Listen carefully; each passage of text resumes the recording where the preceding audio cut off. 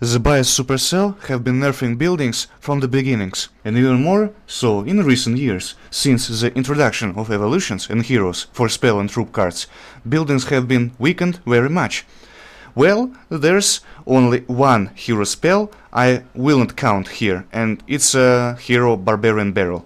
Just look at the impact of some spells and troop cards and compare it to the impact of the buildings at the same cost, and you will see how buildings at the same cost provide much less of it.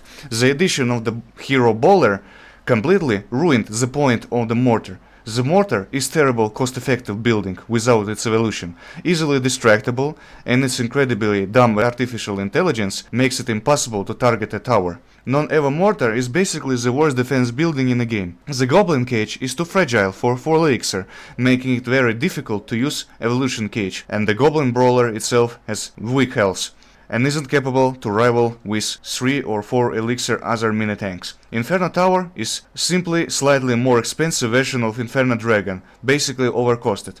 Of course it deals more damage, but it doesn't help it very much. Barely dealing with tanky troops, which have good supports, and suffers greatly from stun cards, especially from OP Zap, which gives opponents 3 elixir positive value, 3 elixir Carl, which is super huge trait when opponents use tank units and your 5 elixir towers instantly becomes useless. Spawner buildings have been almost completely destroyed as unique cards since the beginnings, which is sad because for me they're very interesting cards. X-Bow is so terrible that it can only be used properly in a very limited range of decks, like for example 3.0 X-Bow cycles. Goblin Drill has become very predictable and easy to defeat, and on the defense it's a waste of elixir basically, which is sad because for example it could last twice more time on ally territory, giving it more uses in defense. Barbarian Hut has been in dire straits for 10 years now, the most horrible spawner buildings in the game I ever seen, which is a waste of elixir all the time.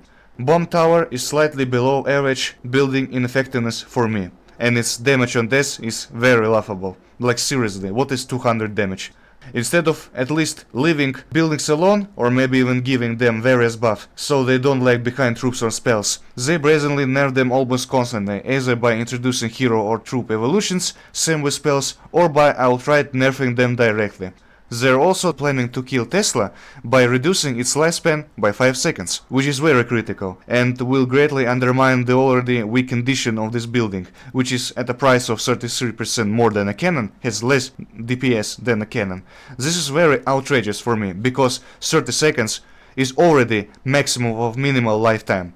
The drunk supercells still somehow think that the defensive gameplay of buildings is somehow broken in the game full of offensive meta with offensive decks.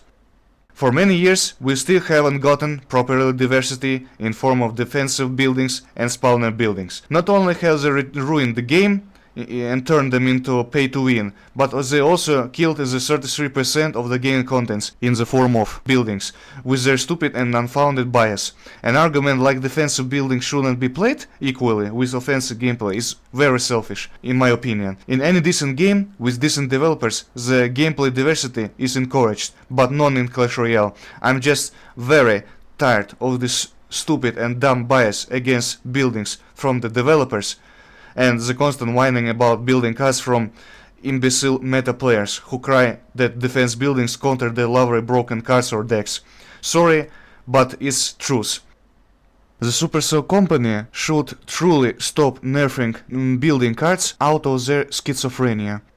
The buildings are basically in very bad condition nowadays, and I really dislike the politics against these cards in the game. Hashtag stop killing buildings.